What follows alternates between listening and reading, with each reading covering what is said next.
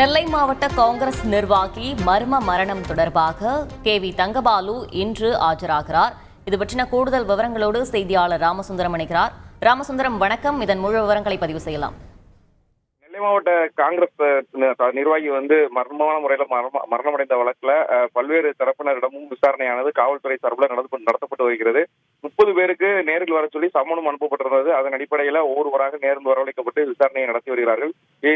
இந்த நிலையில முன்னாள் காங்கிரஸ் கமிட்டி தலைவர் KV தங்கபாலு மற்றும் முக்கிய காங்கிரஸ் நிர்வாகிகள் மற்றும் முக்கிய நிர்வாகிகள் என பலருக்கு சம்மன் அனுப்பப்பட்ட நிலையில அவர்கள் இன்று ஆஜராவதற்கான ஏற்பாடுகள் செய்யப்பட்டிருக்கிறது. நெல்லை மாவட்ட காவல்துறை தனிப்படை முன்பு அவர்கள் ஆஜராகி தங்களது விளக்கத்தை பதிவு செய்வதற்கான ஏற்பாடுகளும் செய்யப்பட்டிருக்கிறது.